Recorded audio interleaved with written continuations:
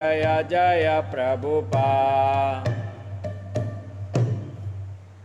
Jai Harinam Sankirtan ki Jai. Jai Srila Prabhupada ki Jai. Grantharaj Srimad Bhagavatam ki Jai.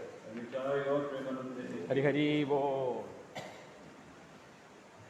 Om Namo Bhagavate Vasudevaya. Om Namo Bhagavate Vasudevaya. Om Namo Bhagavate Vasudevaya. Om Namo Bhagavate Vasudevaya. Om Namo Bhagavate Vasudevaya. Om Namo Bhagavate Vasudevaya. Narayanam Namaskritya Narayana Namaskritya. Naram Cheva Narottamam Narayana Devim Saraswatim Vyasam Tato Jayamudiraye Nashtaprayesha Bhadreshu Nityam Bhagavata Sevaya Bhagavati Uttama Shloke Bhaktir Bhavati Naistikim Krishnaya Vasudevaya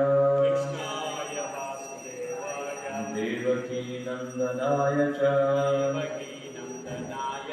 Nanda Gopa Kumaraya Govindaya Namo Namaha Hare Krishna. Today we are reading from Srimad Bhagavatam, Canto 5, Chapter 26, text number 24. Chapter's title is The Hellish Planets.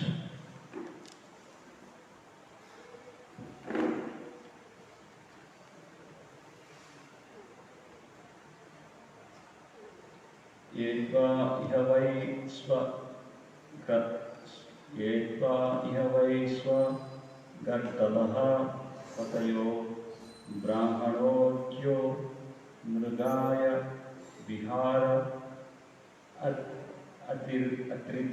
atrite cha mrugan nighanati tan api sampretan lokasya bhutan yama purusha ishubir vidhanyati. Go toward meaning. Ye, those who, but iha, in this life, by or swa of dogs, garbadaha and asses, patayaha, maintainers, brahmana adya, brahmanas, kshatriyas and vaishyas, mrugaya, vihara, taking pleasure in hunting animals in the forest, artite, other than prescribed, cha, also, mrugana, animals, nigrananti, kill, tam, them, api, indeed,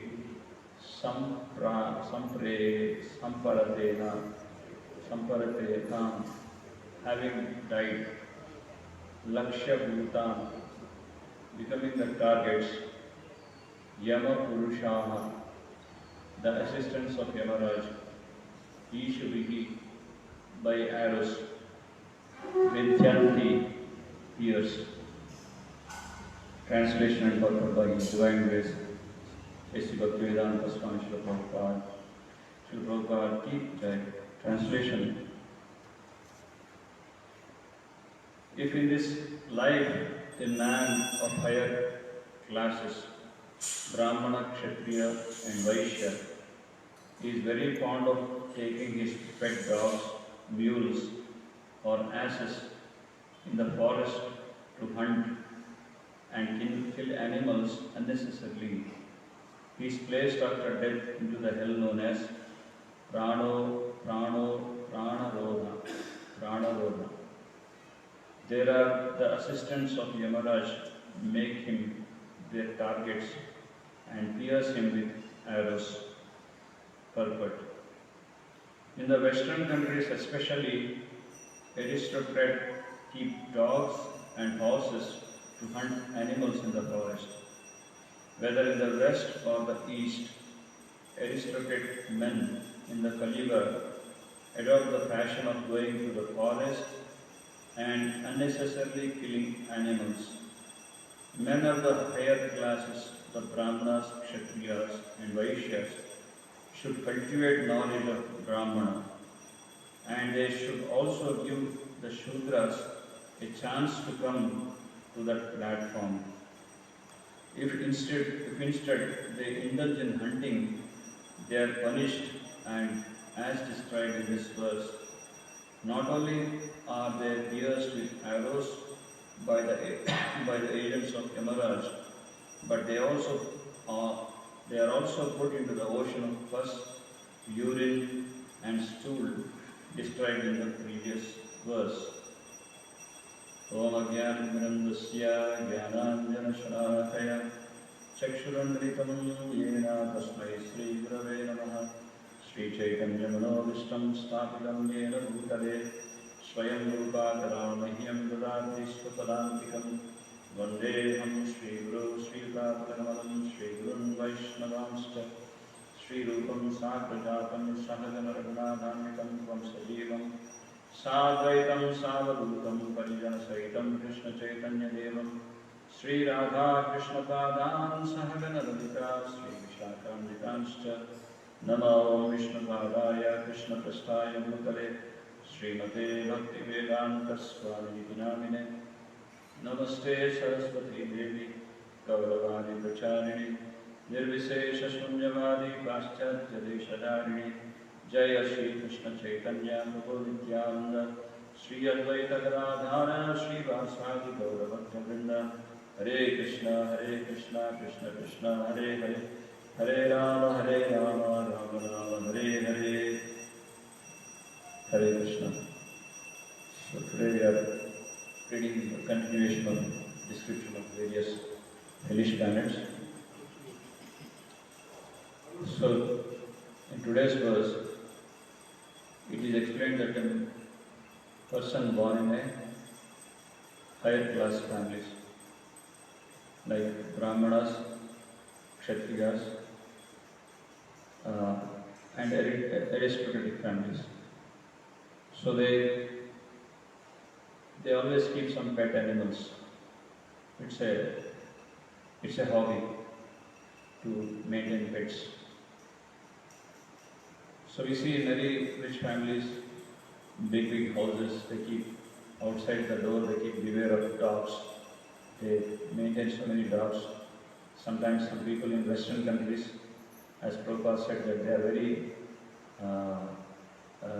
they have a hobby of maintaining pets like not only dogs or cats. Apart from that, they also keep some birds. They also keep some snakes, like big python snakes. They maintain as a pet.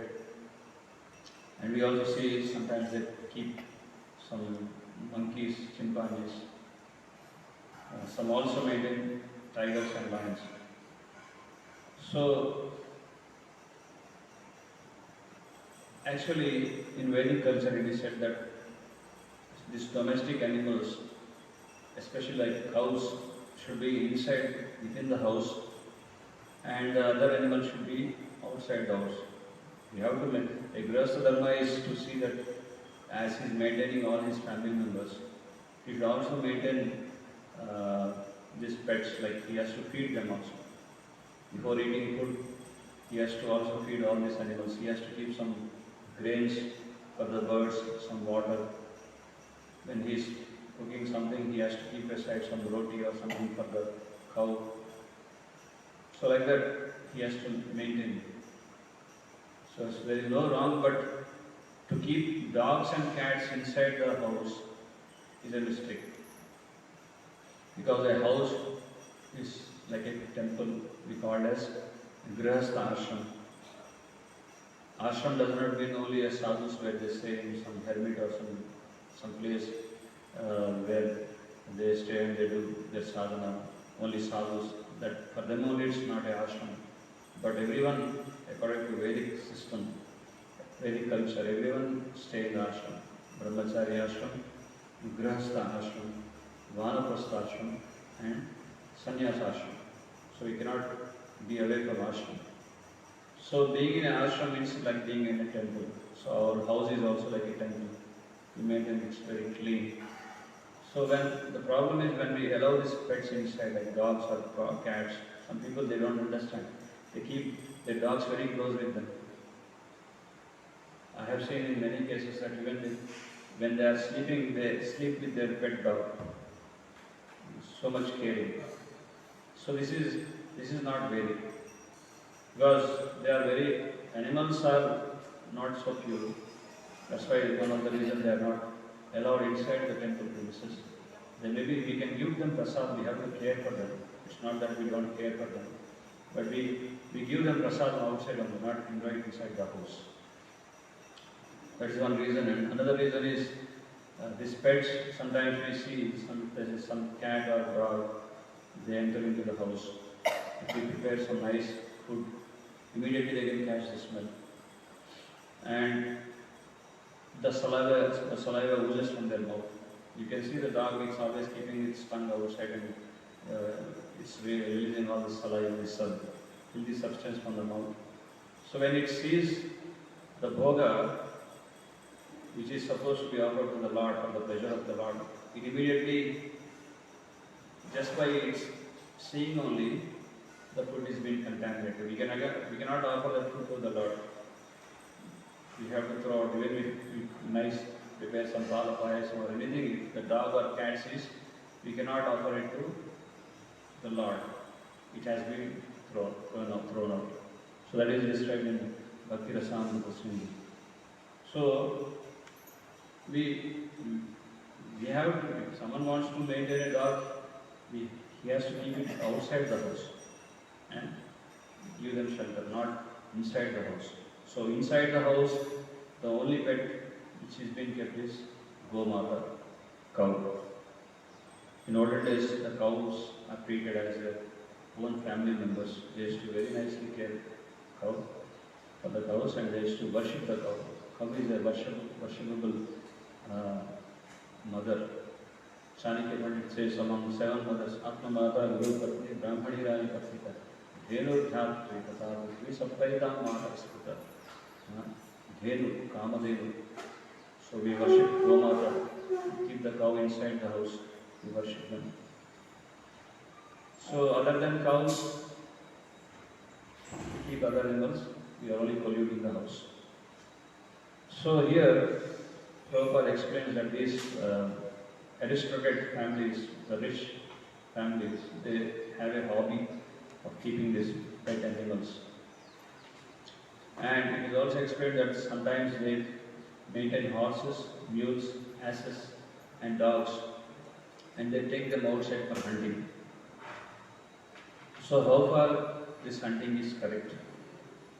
Here in this verse, it is said that one who hunts the animals, kills the animals just for his pleasure or for his self-aggrandizement, just to show off that I have killed an animal. Sometimes people, they kill deers, they kill some animals and they keep their horns, they kill elephants and they keep the tusk inside their house. So how far this is correct? This is not at all correct. Here clearly in today's verse it is said that they are being punished severely. If they do these heinous acts, they are thrown into the hellish planet known as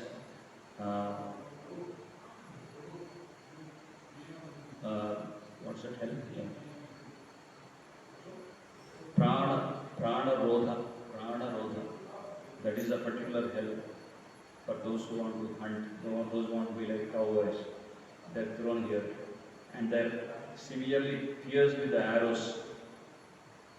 Now just imagine if just by a small thorn only will we injured by a small thorn, we have to undergo so much pain. So piercing with the arrows means how much pain we have to undergo. So that is the punishment given. And also they are thrown into they are put into the ocean of pus, urine, stool, as described in the previous verse also. So generally there is an argument that Kshatriyas, they can go and hunt. It's true actually. Kshatriyas have a right to hunt, but to what extent? It's not that they can do whatever they want, whimsically. So there is a rule. Even in army, one who is a pilot, Air Force Department, he has to undergo this training. He has to, even though there is no war, but that preparation, that exercise has to go on for all the year, throughout the year. He has to undergo, he has to practice, he has to fly in the air. And even Navy, they also have to undergo, they have to, like submarines and how to fight from within the water. They have submarines and various things.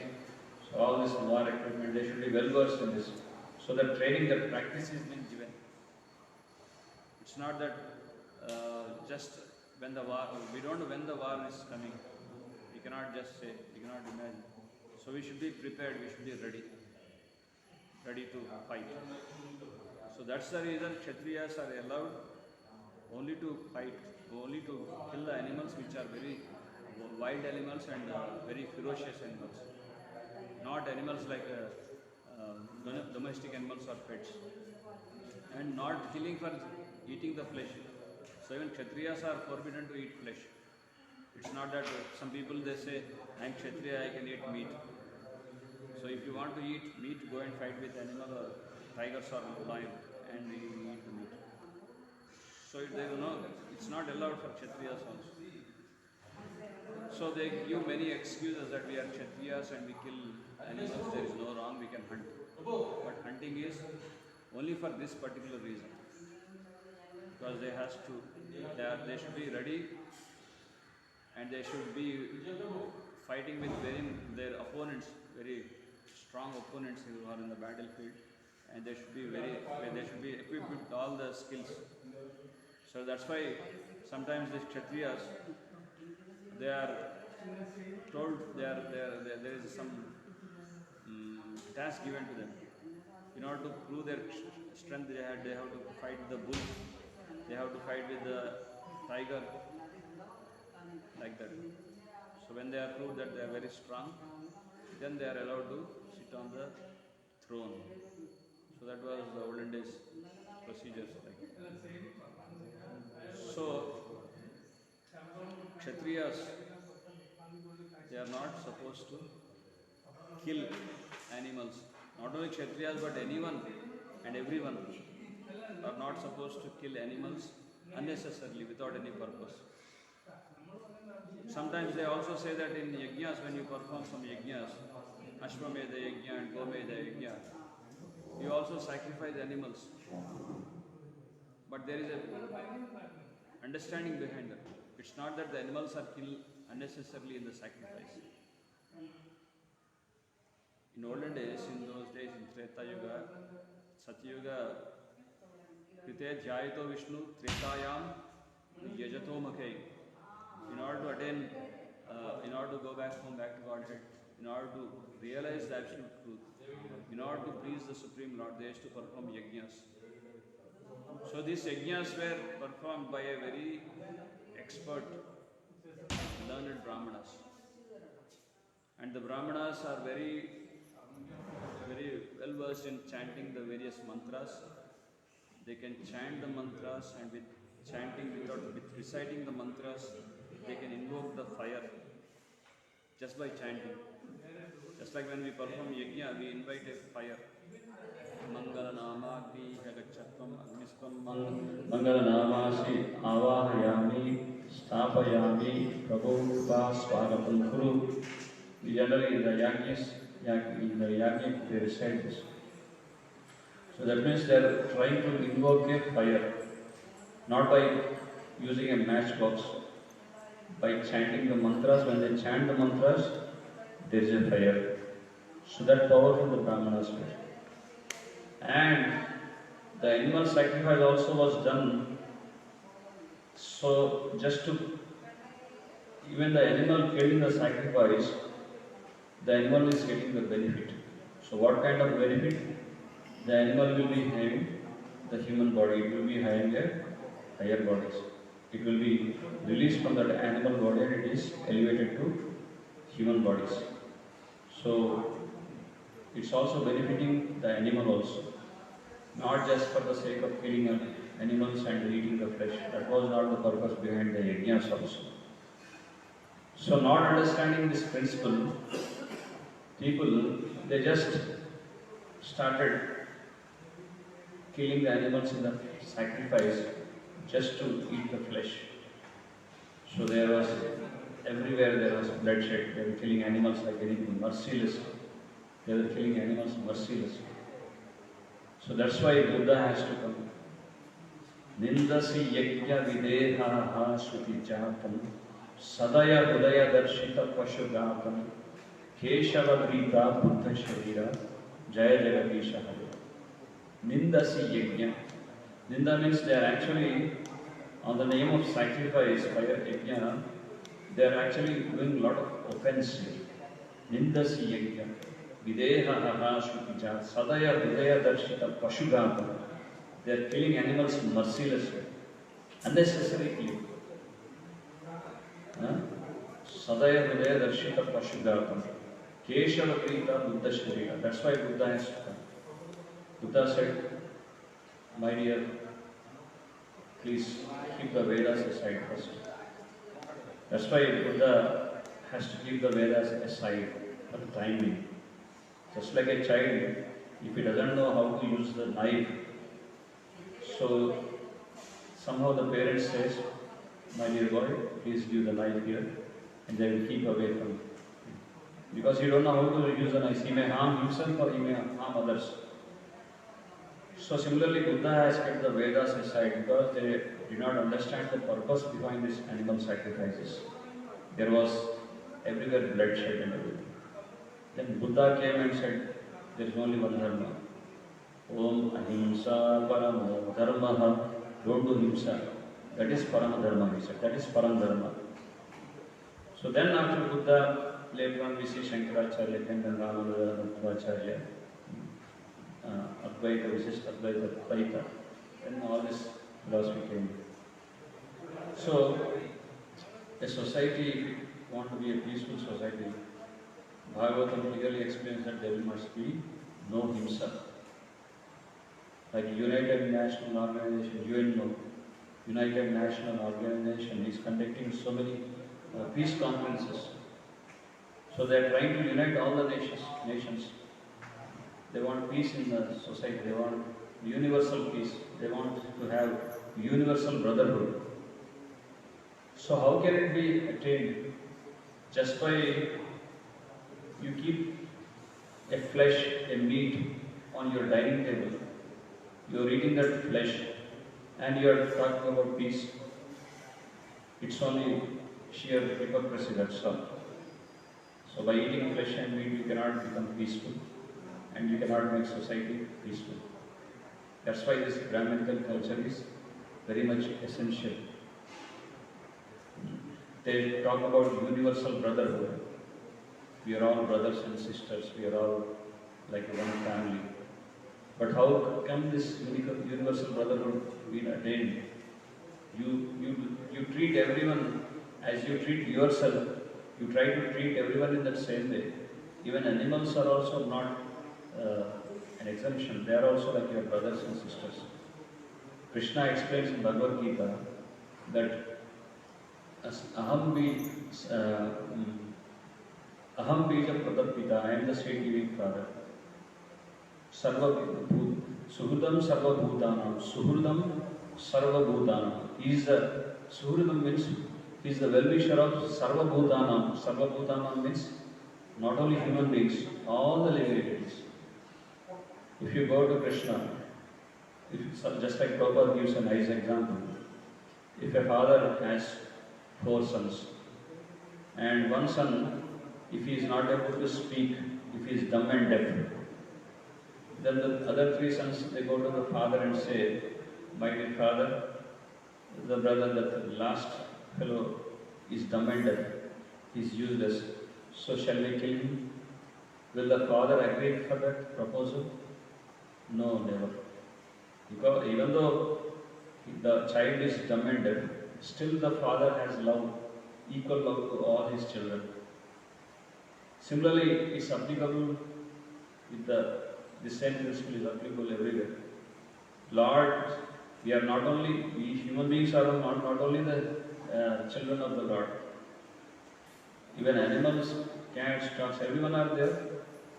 Lord's family. They are all children of the Lord. So universal brotherhood means we have to treat everyone as a family. That's not that doesn't mean that we go and embrace an animal or an alligator. But we respect them. We respect means we have to not harm them. They are at their place and we are at our place. Don't try to poke them. Don't try to kill them unnecessarily. Sometimes, as we discussed, that the Kshatriyas are allowed to fight for a particular reason because they have to fearfully fight in a battlefield with their opponents. Sometimes it is said that even if there are some deadly poisonous snakes, we can kill them, there is no wrong in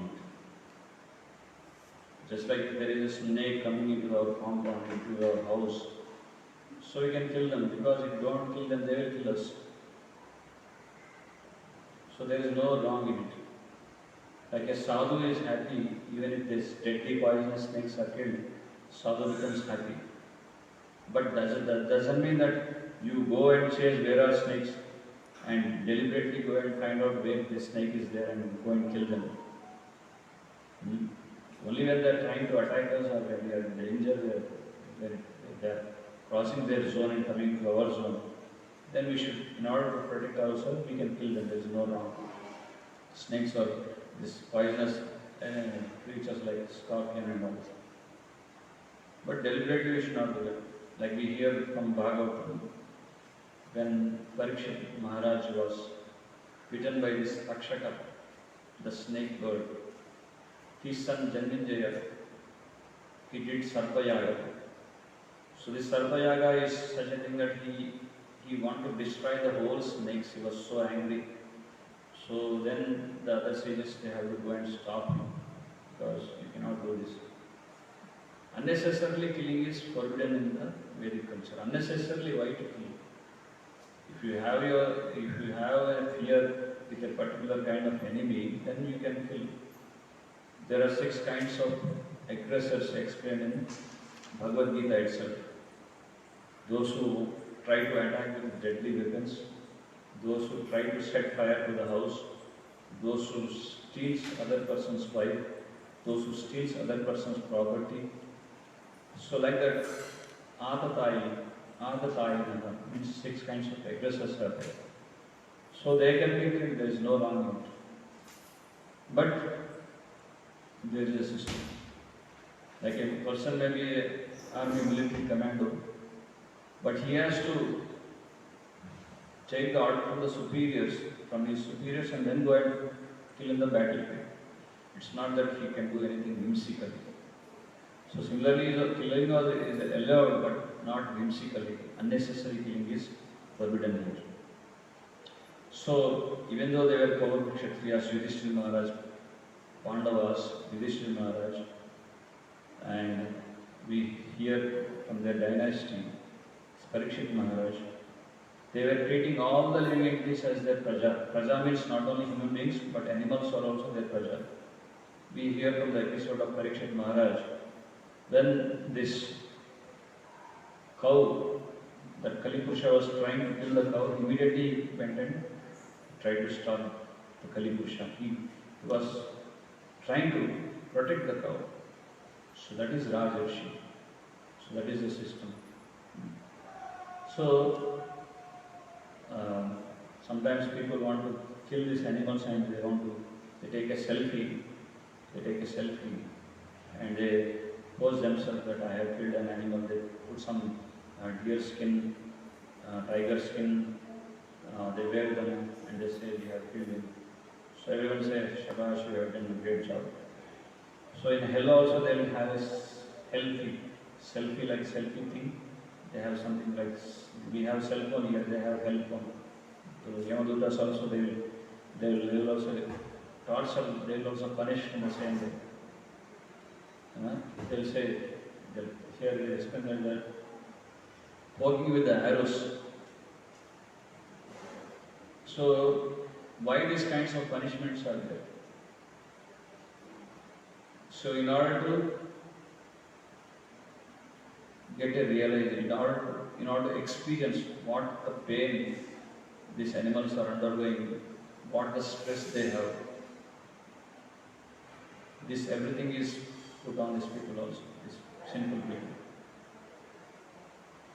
Because punishment is not just for the sake of punishing and leaving, no. Because he has done this heinous activity, he has been punished in the similar way, where he can experience that same kind of anxiety and the pain. Because animals, they have feelings. It's not that some people they put an argument that animals don't have soul, they don't have feelings. It's not like that. They have feelings. Once I happened to go to visit a cow. The cow was, I tried to pat the cow and do some massage. But immediately seeing me, the cow was restless. It was moving here and there. I thought, what happened? Then I found out that there was a small calf. It gave birth to calf just one day ago. So it was fearful, it was an anxiety. This person is coming, he may take away my calf. So the cow is in anxiety. So then I did not approach close by. So they also have anxiety, they also have feelings. They also want to live. So how can we? Who gave us right to kill them? So we don't have any right. So they have feelings. So that same anxiety, that pain, what they undergo when people go for hunting them, that same thing will be experienced in these hellish planets. Now people will argue that who has seen hell? कौन देखा है नरक लोग थे या नहीं, कौन जानते हैं? हम तो देखा नहीं, सुना है बस. तो तब क्या होगा, तब जाने. अभी तो मटन चिकन खाएंगे, सुगुना चिकन सेंटर, उसका नाम भी रखते हैं सुगुना चिकन सेंटर. सुगुना का मतलब है सुगुन, अच्छा गुण. तो चिकन सेंटर का सुगुना, क्या सुगुन है इसमें कि इसका सुगुना चिकन सेंटर का. कभी कभी श्री वेंकटेश्वरा चिकन सेंटर भी रखते हैं. बालाजी भगवान को चिकन का क्या संबंध है? भगवान चाहते हैं कि भगवान तो चाहते हैं पत्रम पुष्पम फलम तोयम एवं भक्तिया प्रयच्छे. प्रेम से पत्र पुष्प या फल प्रेम से समर्पण करेंगे तो भगवान उसको स्वीकार करें. वेंकटेश्वरा चिकन भगवान क्या चाहते हैं? So they put these names and they make some advertisements. They want to justify what they are doing. They say Sunday हो या Monday, रोज का वो अंडे, फिर बाद में क्या आएगा डंडे. किधर यमदूत से, यमदूत मारेंगे डंडे से. तब पता चलेगा, तब महसूस होगा मैंने भी कितना टॉर्चर किया. तब सब याद आता है. Everything will be recollected. When they are punishing, when they are severely beating us with the whips, then they will realize, oh, I also did that same thing. So sometimes people say that, कौन देखा है? Who has seen the hell? नरक में जाने के बाद ही, after going to hell only, we will not experience all these punishments. अभी जब हम इधर ये धरातल पे है, इस भूमि पे है, और इस भौतिक संसार में है, we are in this material world, then only we can experience. Now only we can experience that punishments. Some punishment is here and some punishment later. The remaining quota will be in hellish planets. But here also it's one kind of suffering, dukkha. The Lord who created this material world, He only is certifying that this material world is dukkha. It's a place of miseries. And as yesterday we discussed that Durga Devi, she is giving various kinds of kleshas. She is giving the suffering people undergo. Because Durga, the word Durga means it's also like a prison. Durga, in Hindi, the Sanskrit word Durga means it's a fort. So it's a big prison, very big prison. So people think they are not able to see the boundary walls. So they think that they are free. They have freedom, whatever they want, they can do. No, we are bound by, we are in the prison house. This material world is itself prison house. And we are under the shackles. Even though we cannot see, we are under the bound by the shackles. So sometimes these three modes, Daivi, Hiyesha, Gunamai, how the Maya tries to punish the living entities by these three modes. So sometimes you see the picture in Bhagavad Gita, Prabhupada, there's a nice painting there. The Maya is um, the three modes with the ropes, it's trying to bind the living entities. So everything what the living entities are acting under the three modes. Even goodness is also not sufficient. It's also one bandhana, a shackle, like a golden shackle or a silver or iron, but they are bound. So they are bound in this material world and they are undergoing various kinds of trouble here only. So sometimes they say, why, मैंने क्या किया, what did I do that I have to undergo so much pain? भगवान आप है या नहीं है? आप मुझे समझते नहीं, मैं कितना अच्छा आदमी हूँ. आप मुझे देख रहे हैं. You have eyes or not? You are seeing how good I am. Why I am punished so much? Are you able to see? Like that they want to prove themselves that they are very good. But in past life, what sinful activities they perform, they are undergoing the same reactions here. Once Gandhari, she is such a chaste lady. When she heard that her husband is blind, she immediately she bound her eyes also. So she is such a chaste lady, Gandhari. Shosi, after the whole battlefield was completed, not even a single person was alive. So she is asking Krishna, my dear Krishna, I remember because of chastity, the woman gets the power. The stree get power through chastity. So because I am chaste, because she was chaste, she could remember all her 8 birth lifetimes. So she asked, in 8 lifetimes, I did not harm anyone, but in this, why I have to lose all my sons? 100 sons I have lost. What mistake I did, my Krishna? Krishna said, oh, it's correct. But in your 9th lifetime, you was a Gandharva Kanya, a Gandharva. So with all your with the assistance, you went into a Sarovar, take bath there, and you put your step on a snail.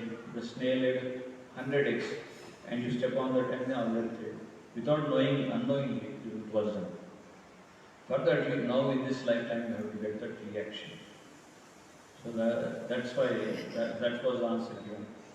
So just by hearing this one episode, we can understand that how stringent the material laws are, the nature of the laws are, how stringent.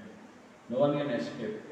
Every action will be having opposite and equal reactions. So only by performing Krishna Bhakti, by dedicating our life to the service of the Lord, we can overcome from these karmic reactions. So ultimately, here Prabhupada explains that even a Kshatriya, a Vaishya, Brahmana, or anyone has to come to the platform of Brahmanical culture. Here, in this purport, Prabhupada clearly explains that even if you are a Kshatriya, even if a person is a Shudra, we should try to uplift him to come to the platform of Brahmana. So why everyone should have this Brahmanical culture? Because Brahmana means head. Like a body, we have head, arms, stomach and legs.